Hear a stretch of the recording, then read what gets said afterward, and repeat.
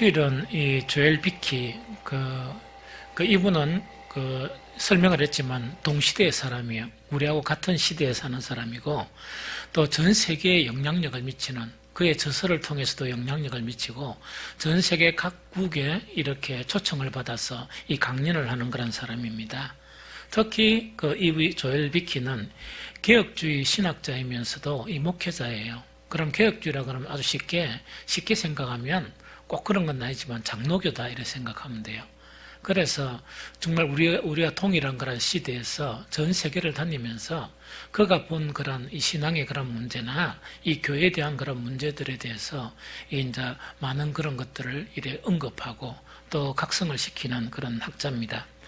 그래서 지난 주일은 이 조엘 비키 박사가 이 교회가 이 영적 침체를 당하면 교회 기능을 못 하거든요.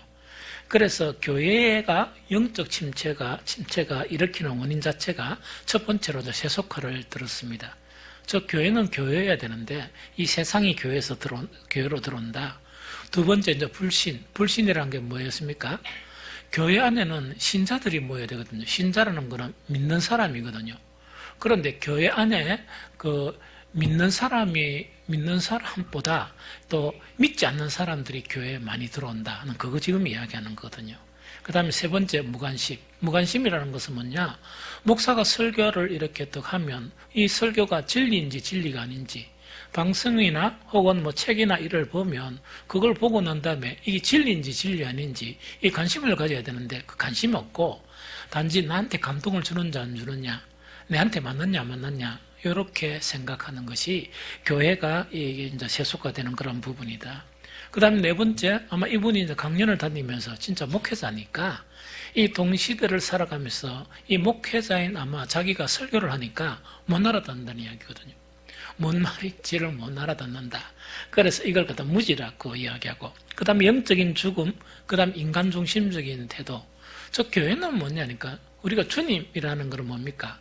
내가 아니고 오로지 구원은 예수 그리스도시고 하나님만이 나의 구원이시다. 이걸 고백하면서 말만 고백하는 게 아니고 실질적인 삶이 그래야 되는데 이 하나님은 간대없고 자기만 살아있는 그거 지금 이야기하거든요.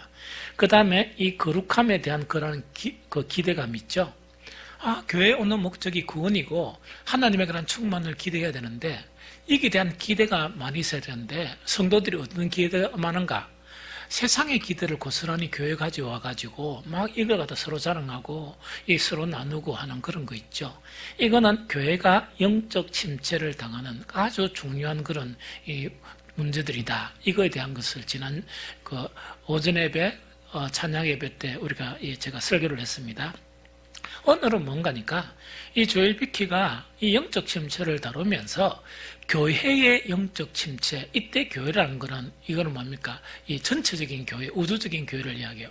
빛과 소금 교회를 이야기하는 게 아니고 이 세상 교회의 모양이 이렇게 이제 영적 침체를 당하게 되면 성도들도 반드시 교회하고 밀접한 관계가 있어서 성도들도 영적인 침체에 휘말리게 된다 하는 그 이야기예요. 그래서 많은 학자들은 영적 침체를 어떻게 생각하는가? 이거와 같아요. 겨울이 되면 우리가 독감 걸리죠. 그와 마찬가지로 질병이라고 생각해요. 즉 우리 영혼이 질병에 걸려버려서 이건 완전히 이상한 형태로 이제 고통하는 그거를 이야기해요. 그래서 성도들도 이 무서운 그런 영적 질병에 걸릴 수 있다. 그게 영적인 그런 침체로 이렇게 보는 거거든요. 그러면은 이걸 왜 10년 들어서 이렇게 이제 설교를 하느냐? 아마 여러분들이 느꼈나 모르겠지만 작년 연말부터 지금까지 이제 물론 기도하는 중에 여러 가지 생각하는 중에 하나님께서 이 영혼에 대한 그런 이 부분을 많이 이렇게 생각하게 하셨고 또 기도하게 하셨고 이래요.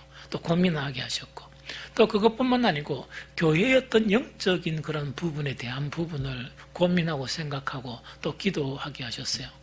그러다 보니까 이 조엘 비키가 이 시대를 살아가는 정말 학자로서 목사로서 우리 동일한 세대니까 정말 이렇게 지적하는 그 부분은 우리 신앙에서 참 중요한 그런 중요한 그런 계기가 된다. 이거는 좀 뭐냐니까 우리 교회가 영적 침체에 빠졌다는 것도 아니고 우리 성도들이 영적 침체에 빠졌다는 것도 아닌데 전 교회가 이 세대를 사는 그 교회가 이런 형태로 가니까 우리는 경계해야 된다. 우리도 경계해야 되고 정신을 차려야 된다 하는 그런 개념에서 이렇게 정말 2주간의 연속에서 이 조엘 비키의 정말 이제 주장하는 그런 내용을 이렇게 이제 서로 나누고자 합니다. 그러면은 정말 개인의 영적 침체 자체를 이제 어떻게 지적하는가? 제일 첫 번째 딱 드는 게 이거입니다. 개인 기도를 소홀히 한다. 요 이야기거든요.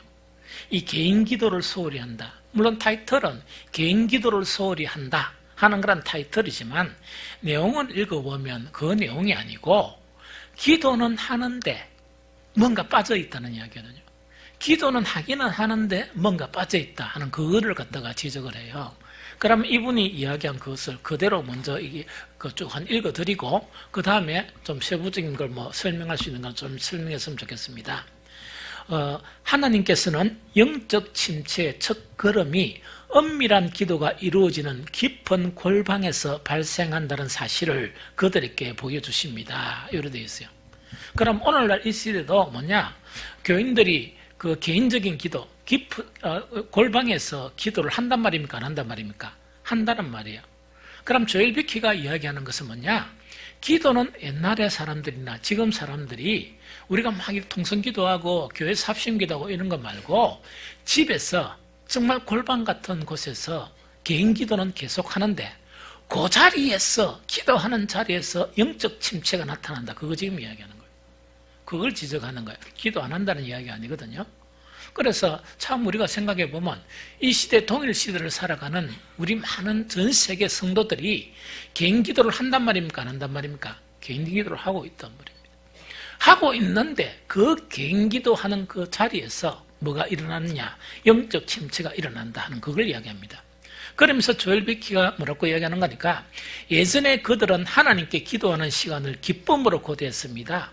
그러기에 그들의 은밀한 기도는 하나님과 동행하고 그분과 대화하며 마음의 모든 필요와 고백과 서운을 그분께 쏟아드리고자 하는 갈망이 담겨 있었습니다. 이 이야기입니다.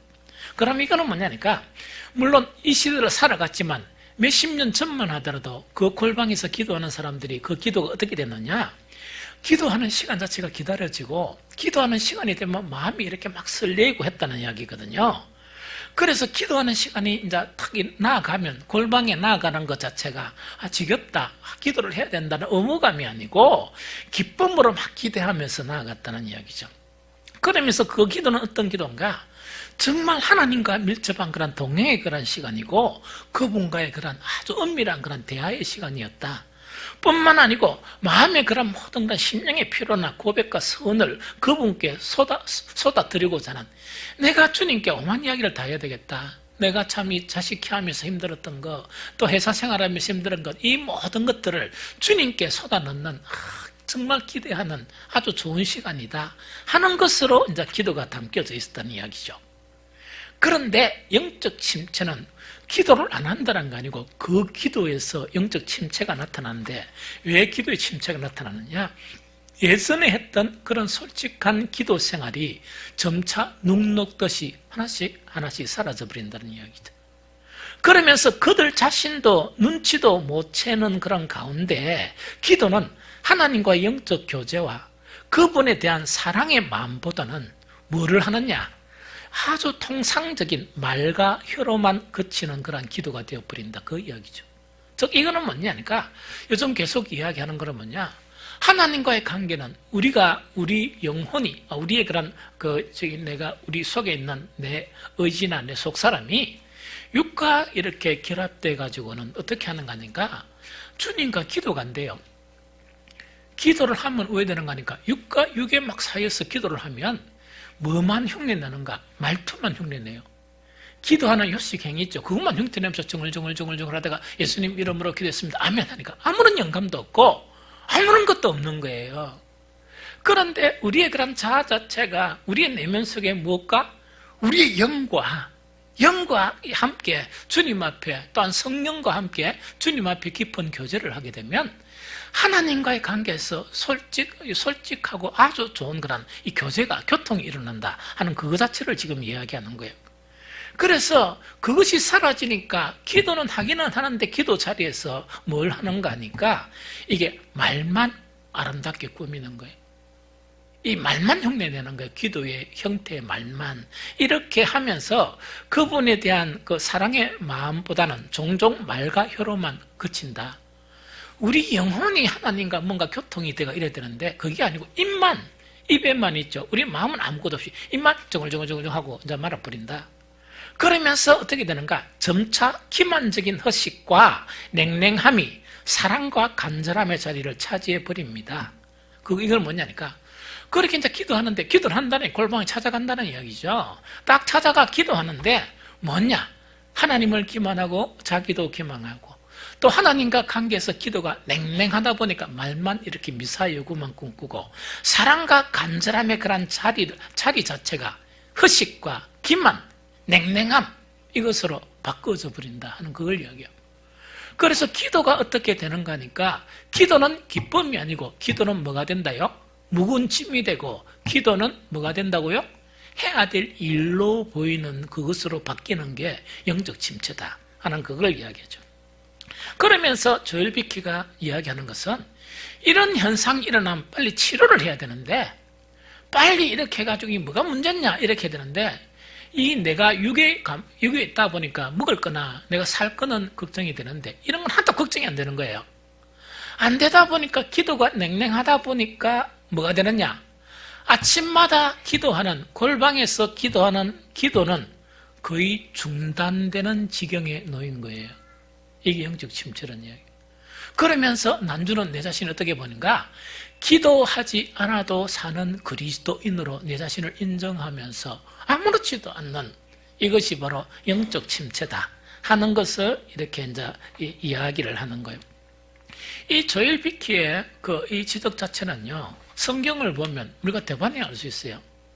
여러분들요, 영적 침체에서 좀 벗어나려고 그러고 영혼의 그런 기도나 영혼의 그런 관계성을 형성하려고 그러면 시편을 자주 묵상하세요. 이 시편을 자주 묵상하면 뭐냐니까 시편 기자들의 기도 생활, 시편 기자들의 예배 생활, 또 시편 기자들이 하나님과의 관계는 무엇으로 느껴지는가 하니까 우리와 뭔가 질이 다르고 우리와 뭔가 동떨어진 것으로 느껴지는 거예요. 우리 새벽 예배 때 요즘 뭘 하는가 하니까 계속 시편을 가지고 제가 이렇게 이 강의 형태로 짧게 이렇게 이제 설교를 해요. 그런데 시편 16편에는 어떤 내용인가 하니까 이 다윗 자체가 어떤 일을 당하는가, 정말 인자는 죽었구나 생각하는 그런 일을 당한 거예요. 얼마나 힘든 일을 당했는지 이제는 내가 살 길이 없고 나는 곧 죽겠구나 하는 그런 상황 가운데 다윗의 고백과 기도가 정말 사람들의 심금을 울려요.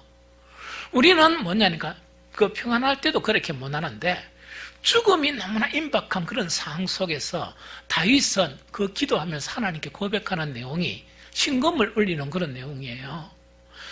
이 시편을 읽으면 뭐냐니까 우리가 힘이 나는, 그러다 보니까 너무나 이게 무슨 이런 기도가 있을 수 있느냐 하는 그것을 이제 들을 수 있는데 한 몇 가지만 이야기하면 이야기입니다. 시편 6편 2절에서 이 다윗은 뭘 고백하는가? 죽게 된 상황 속에서도 하나님을 고백하는 거예요. 우리는 하나님을 고백하면 고백하는 게 뭡니까? 죽게 된 상황 속에 살려주이소 이것밖에 기도 안 하거든요. 무조건 그때는 온 마음과, 옛날에는 입만 가지고 이렇게 기도했는데 뭐라고요? 그때는 죽게 됐으니까 온 마음과 온 입과 해가 살려주세요 이것밖에 기도 안 하잖아요. 죽게 된 상황 속에서도 이 다윗은 뭘 고백하는 거니까 하나님에 대해서 고백하는 거예요. 그걸 고백하면서 이스라엘 내가 여호와께 아뢰되 주는 나의 주님이시오니 주밖에는 나의 복이 없다 하였나이다. 자, 이거는 뭐냐니까 살려주세요 하는 그런 기도가 아니고 내가 형통할 때나 내가 형통하지 않을 때나 지금 죽음을 직면한 이런 상황 속에서도 내가 주님께 딱 기도하니까 생각나는 게 이런 거예요. 나는 하나님께 고백할 거는 뭐냐? 이 세상 많은 사람들이 복은 바로 무엇이다? 나에게 복은 이거다 저거다 이야기하는데 나는 죽음을 당할 수밖에 없는 이 상황 속에서도 내가 고백할 수 있는 것은 여호와 하나님은 나의 복이시다. 여호와 하나님은 나의 유일한 그런 복이시다. 하는 기도를 하면 하나님이 얼마나 감동스럽겠어요. 우리가 그 시편을 읽는 우리도 감동이 되는데 하나님이 그 기도를 딱 넣는다 그러면 하나님의 길을 다윗에게 쫑긋하지 않을 수 없는 그런 가운데 있죠. 그런 가운데 더욱더 뭡니까? 놀라운 고백이 뭐냐? 여러분들 위기를 당하면 다른 사람이 생각납니까? 안 납니까? 안 하고 오로지 그 위기를 탈피하려고 그러죠.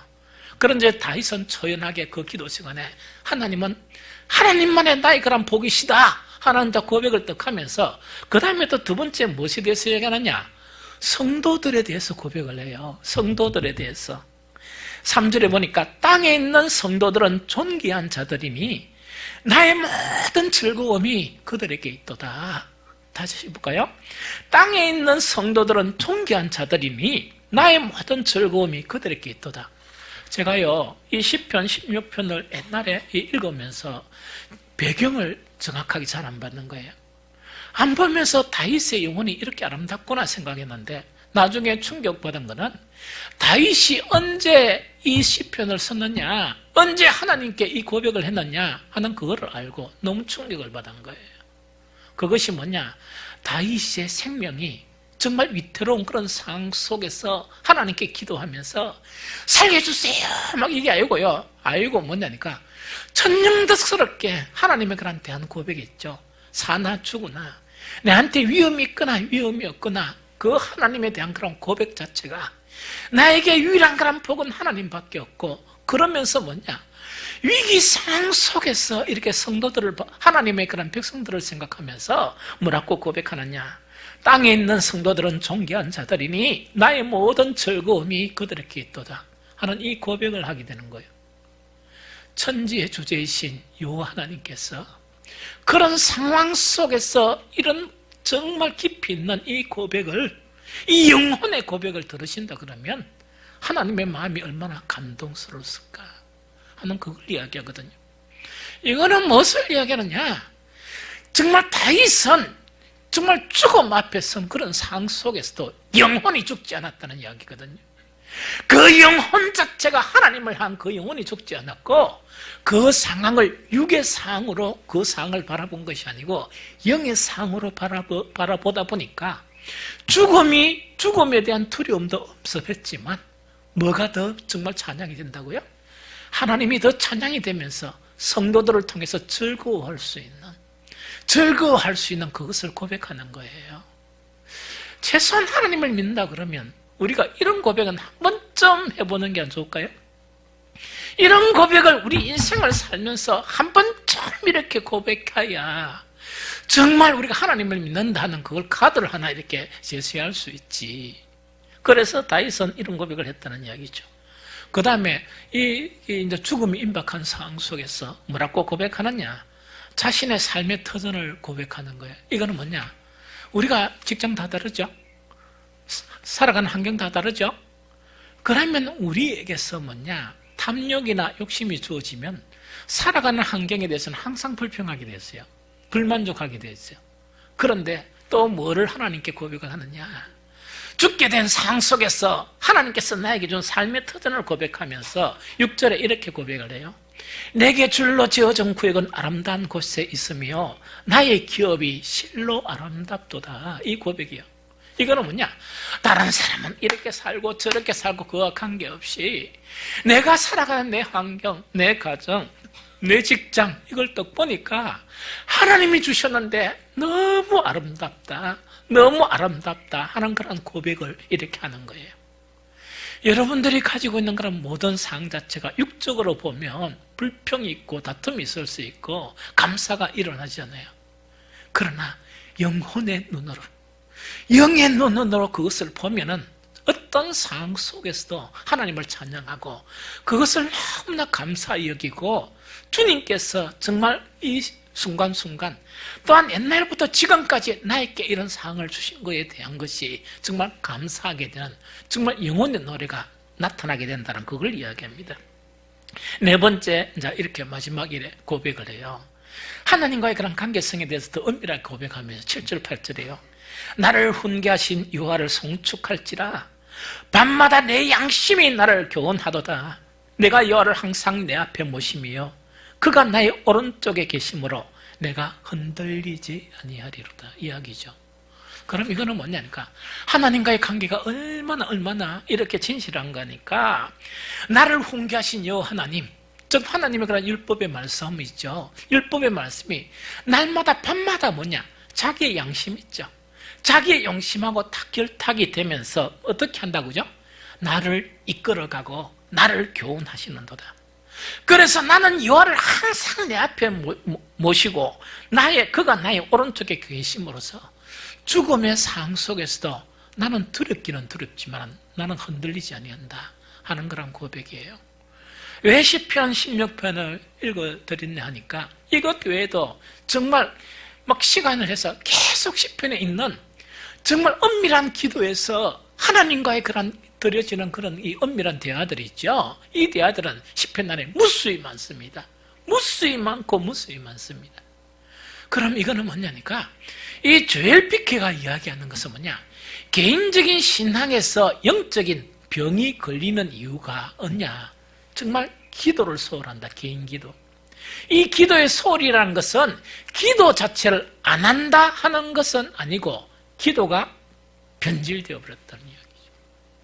옛날에는 뜨거움이 있었고, 옛날에는 간절함이 있었고, 옛날에는 어려운 상황 속에도 찬양이 있었고, 옛날에는 하나님의 그런 신령한 것들을 생각하면서 정말 하나님과 깊은 교제가 이루어지는데, 기도의 자리는 가는데 뭐냐니까 이 영혼 자체가 육과 결탁되어서 더러운 것, 이 세상 것, 혹은 이 세상에 곧 사라질 것들이 마음에 충만하다 보니까 영이신 하나님과 대화가 안 되는 거예요. 영이신 하나님이 받으시지도 않을 뿐만 아니고 안 되는 거예요. 그래서 생각하는 게 뭐냐, 옛날에는 기도가 참 좋았고 옛날에는 기도가 은혜스러운데 지금은 왜 문제냐? 하나님이 변하신 게 아니고 누가 변했다고요? 우리 영혼이 변한 거예요. 우리 영혼이 변한 거예요. 영혼이 변했는데, 그럼 영혼이 변했다 그러면 이거는 뭐냐, 감기가 걸리면, 독감이 걸리면 병원에 쫓아가야 되고, 또 몸이 아프면 병원에 쫓아가야 되죠. 이걸 빨리 하듯이 우리 영혼의 병이 걸리면 빨리 치료를 해야죠. 하나님의 도움을 구해야죠. 그렇죠? 다시금 내가 돌이켜야 되죠. 다시금 그렇게 되면요, 아까 이야기했죠. 영혼의 병은 질병과 같아요. 치료만 되면 다시 회복이 돼요.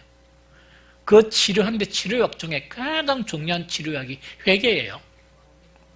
이거는요, 병원에 안 쫓아가도 되고 목사한테 안 쫓아가도 됩니다. 하나님께 진정으로 회개하고 회개를 해버리면 나도 모르는 사이에 내 영혼의 그런 질병으로부터 이렇게 회복이 되어 버립니다. 그래서 정말 이 2019년도에는 우리의 기도 자리가 바뀌어야 돼요. 우리의 기도가 바뀌어야 돼요. 그래서 우리의 병든 그런 영혼들 자체가 회복되는 놀라운 역사가 일어나기를 예수 그리스도 이름으로 축복합니다. 두 번째 단계로 이거 뭡니까? 조엘 피케는 뭔가니까 은혜의 수단을 형식으로 사용한다, 이 이야기예요. 그 말이 좀 어렵죠? 내용 자체는 어떤 내용인가, 이런 이야기입니다. 하나님께서 우리에게 은혜를 주신 게 많아요. 은혜를 주신 게 많은데 그 은혜로 주신 것을 갖다가 뭐란 말입니까? 진지하고 감사하게 진실하게 사용해야 되는데 그걸 갖다가 형식적으로 사용해버린다는 그 이야기입니다. 그럼 가령 예를 들어서 하나님께서 우리에게 은혜를 주신 그 수단이 뭐냐? 우리에게 뭘 주셨다고요? 교회 주셨죠. 우리에게 뭘 주셨어요? 예배 자리를 주셨죠. 특히 우리에게 누구를 주셨습니까? 누구를 주셨습니까? 예수 그리스도를 주셨고, 우리에게 누구를 주셨습니까? 성령을 주셨습니다. 그러면 이거는 가장 복되고 가장 귀한 겁니까? 귀한 거 아닙니까? 귀한 거죠. 이걸 갖다가 집에 서랍에 넣어버리고, 서랍에 넣어버리고 건성건성으로 사용한다는 그 이야기입니다. 그걸 지적하는 거예요. 예배의 자리가 얼마나 복된 자리인데 예배의 자리의 진정성 자체는 집에 서랍에 넣었다는 이야기입니다. 그래서 찾아내도 어디에 있는지 못 찾는다는 그 이야기예요. 그러면서 예배는 형식적으로 바뀐다는 것은 뭐냐? 쉽게 이야기가 그냥 건성건성으로 와서 예배 드린다는 그 이야기예요. 그거 지금 이야기하는 거예요. 그래서 이분이 이제 이야기하는 것을 그대로 제가 읽어드릴게요. 교회 출석하는 일을 게을리 하지는 않지만, 이거는 교회 출석은 다 한다는 이야기입니다. 아까도 기도한다 그랬죠? 기도하는데 그 기도 자리에서 병이 걸린다는 이야기예요. 영적인 병이. 교회 참석하는 예배 자리에서 영적인 병이 걸린다는 이야기예요. 그러면서 뭐라고 얘기하느냐? 교회 출석하는 일을 게을리 하지 않지만 이미 마음은 예전처럼 교회에 머물러 있지 않습니다.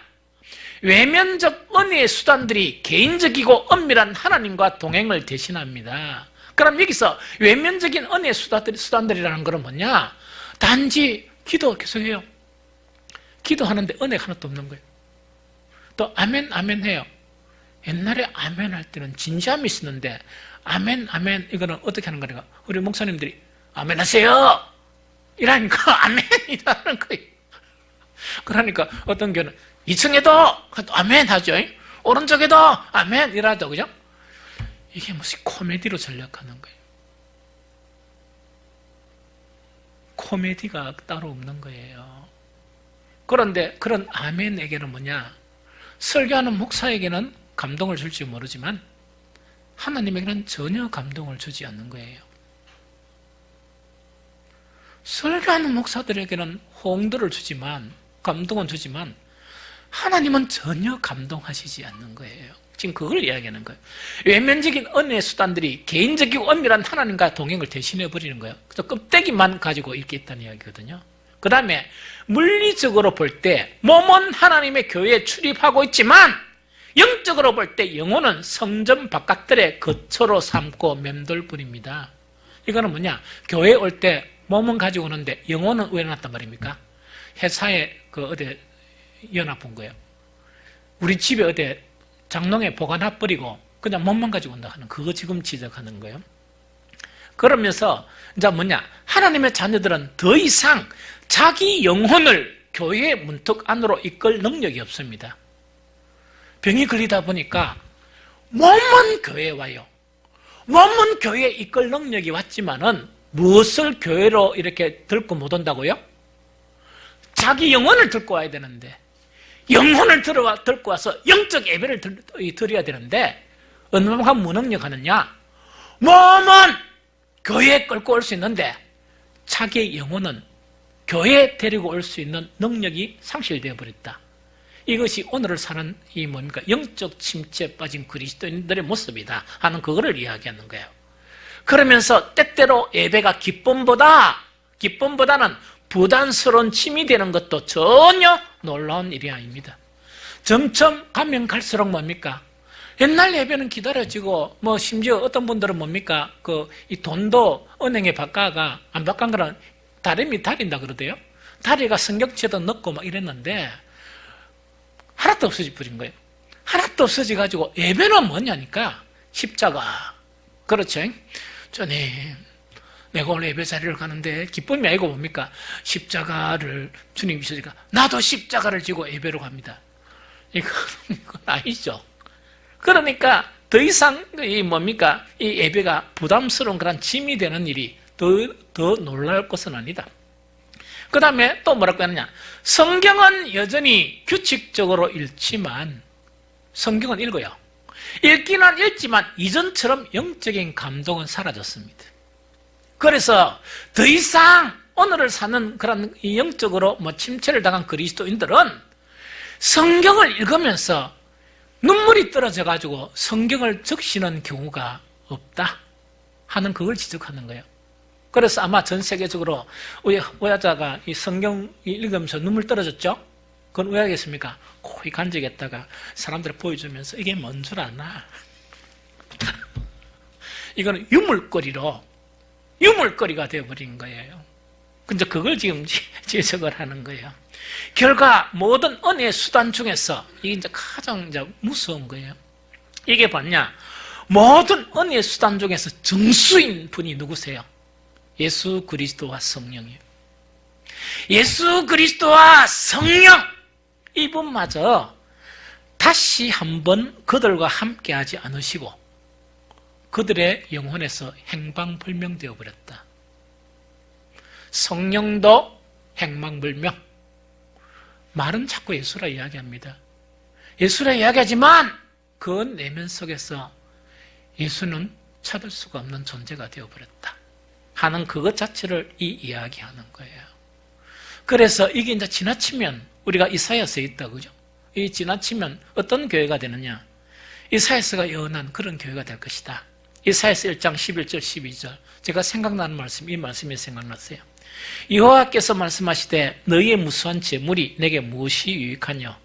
나는 순양의 번제와 살찐 짐승의 기름에 배불렀고 나는 수송아지나 어린 양이나 순염소의 피를 기뻐하지 아니하노라. 내가 너희가 내 앞에 보이러 오니 이것은 누가 너희에게 요구하였느냐? 내 마당만 밟을 뿐이니라. 뭐냐?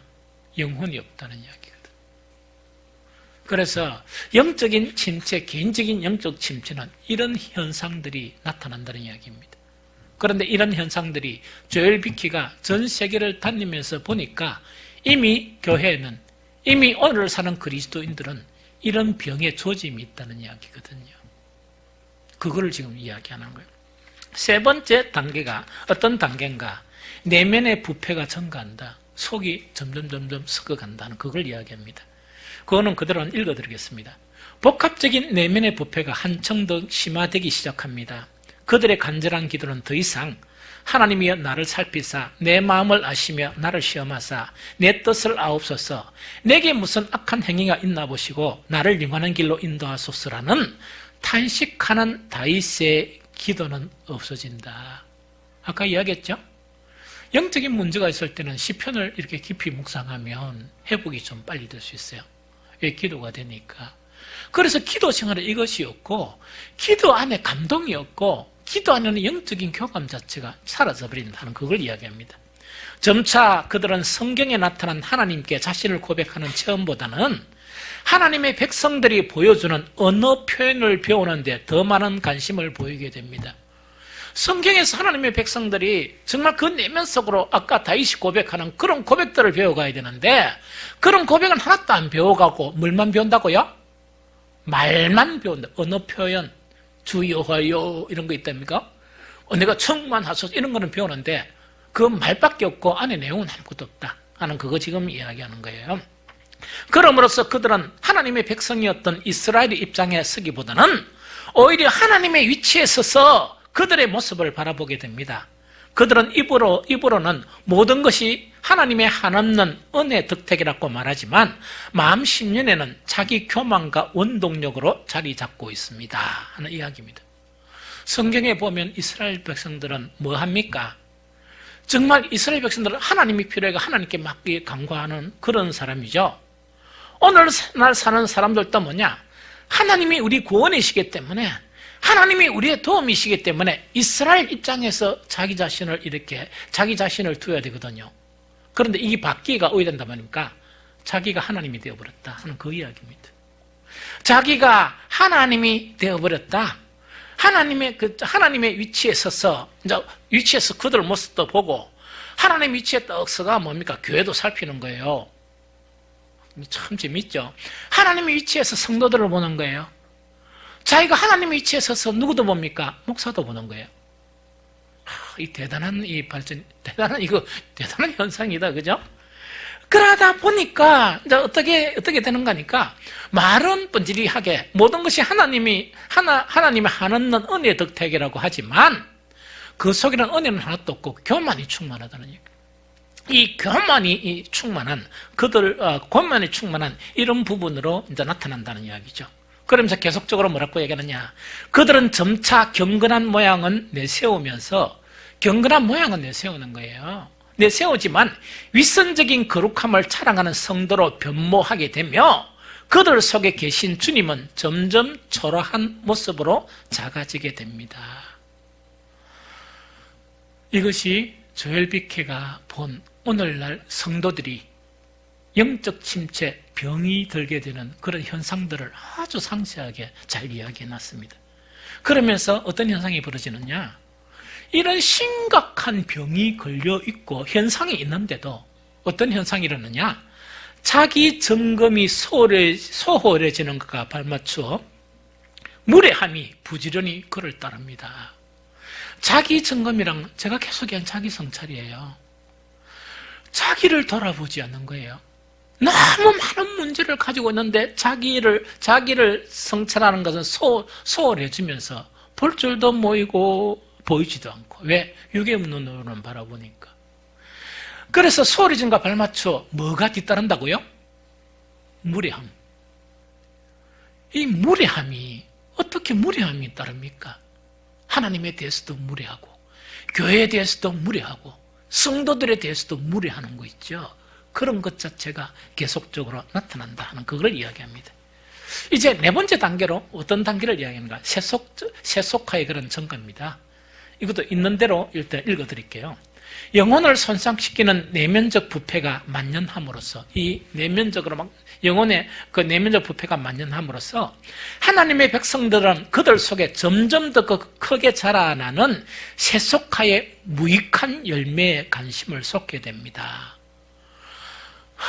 전혀 아무런 자랑할 거 없는 거, 있다가 없어지는 거, 그런 게 충만한 거예요. 그래서 제가 한 번씩 그 설교를 했죠. 교제하는데 이 내용 자체가 뭐냐니까 정말 영적인 교제가 사라져버리는 거예요. 그거는 뭘 의미하는가? 영적인 것 자체가 점점 황폐해진다는 이야기죠. 나눌 게 없다는 이야기거든요. 그러다 보니까 악해하는 거, 뭐 먹고 사는 거, 직장, 무슨 문화, 예술, 그거는요 세상 사람들이 더 전문가예요. 뭐 휴대폰 뭐 이런 거 있다 그죠? 그게 모든 성도들의 교제의 주제가 되어져 버린다 하는 그런 의미예요. 그래서 이거를 갖다가 어디만큼 날카롭게 지적했느냐? 아브라함의 조카 롯이 하나님의 뜻과 달리 소돔과 고모라 평지를 택했을 때 그들의 삶이 하나님의 백성으로서의 삶보다 소돔과 고모라의 풍속을 쫓는데 오랜 시간이 걸리지 않았습니다. 이거는 뭐냐니까 이렇게 하다 보니까 그 처음에는 하나님의 선민이었는데 소돔과 고모라 백성이 되는 것은 오랜 시간이 안 걸리고 시급하게 그렇게 바뀌어 버리는데 정말 이런 결과를 가져온다 하는 그걸 이야기해요. 계속합니다. 강화되는 세속화는 이 땅의 삶을 영원한 것이냐 착각하게 만들어서 아주 중요해요. 강화되는 세속화가 좀 더 강해지는 거예요. 강해지다 보니까 이 땅의 삶을 영원한 것이냐 착각하게 만들어서 천국과 지옥에서 영원히 산다는 진리를 더 이상 인정하지 않도록 만듭니다. 이거는 절대로 지식적으로 인정 안 하는 거 아니에요. 지식적으로 인정해요. 말로 인정 안 하는 게 아니고 말로 인정해요. 그러나 삶이 거부를 하는 거예요. 삶이 그걸 거부해버린다는 이야기거든요. 그래서 강화되는 세속화는 이 땅의 삶을 영원한 것이냐 착각하게 만들어서 천국과 지옥에서 영원히 산다는 진리를 더 이상 인정하지 않도록 만듭니다. 그래서 시간을 허비해도 그리 안타까워하지 않고 시간을 허비한다는 것은 세월을 아끼라는 그 측면이에요.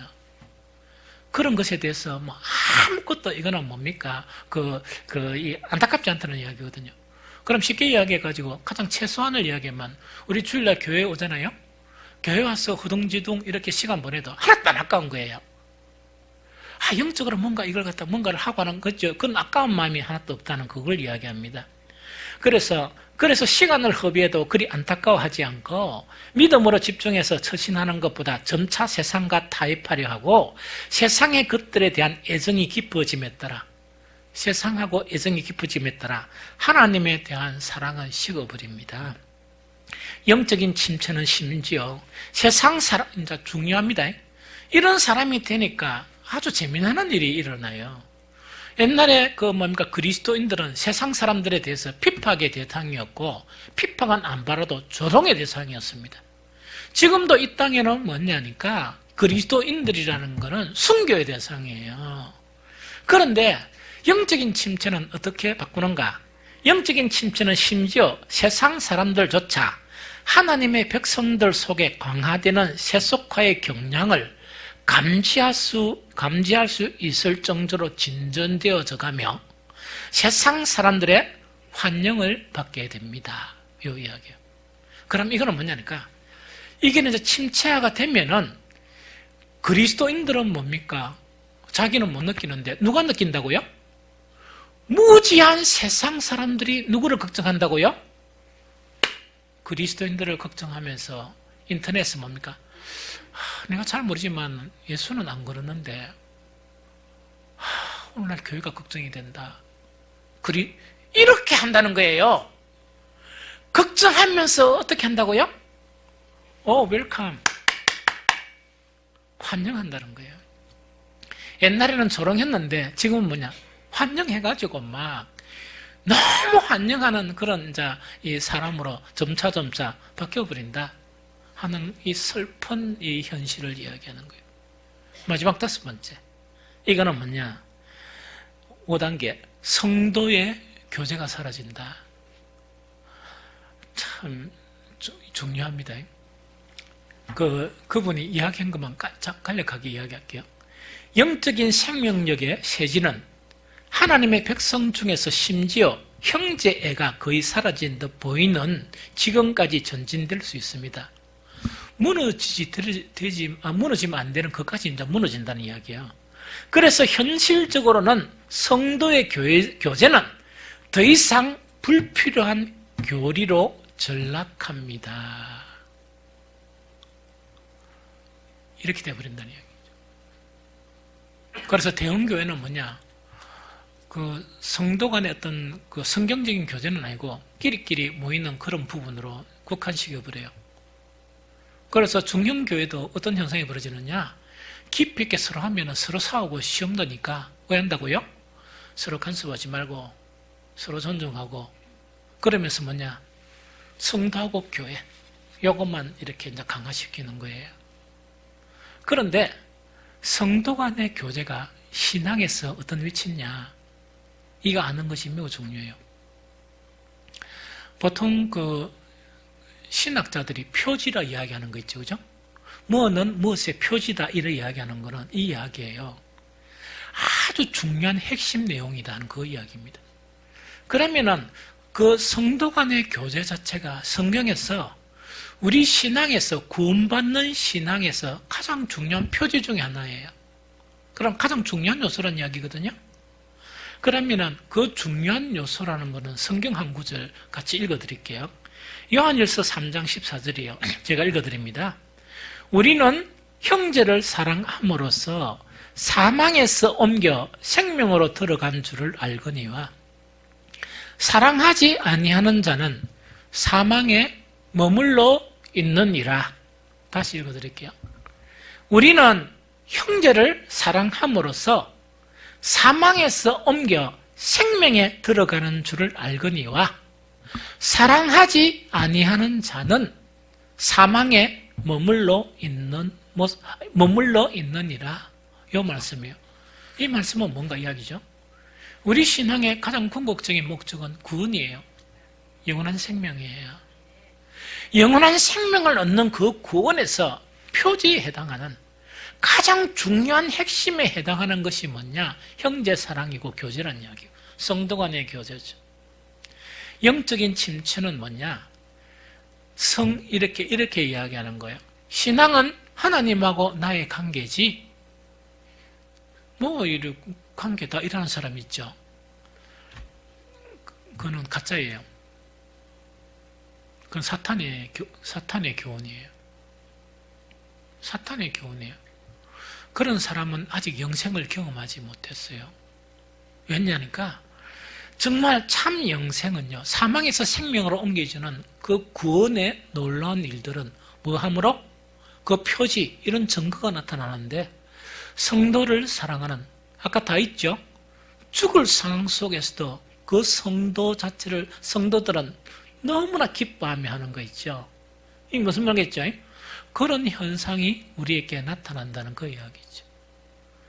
성도 간의 교제는 신앙의 구원받은 그리스도인에게 나타나야 될 가장 중요한 변수이고 표지와 같은 거예요. 그래서 영적으로 침체를 당하면 뭐로 빠진다? 개인적인 신앙으로 빠져버려요. 개인적인 신앙으로 빠져버려요. 그래서 이런 형태가 되어진다 하는 그거를 이야기합니다. 이제 말씀을 맺겠습니다. 어쨌든 간에 하나님의 은혜로 작년 연말부터 올해는 아까 잠깐 나눈 것처럼 저간 기도하는 가운데 기도가 좀 더 이제 좀 이렇게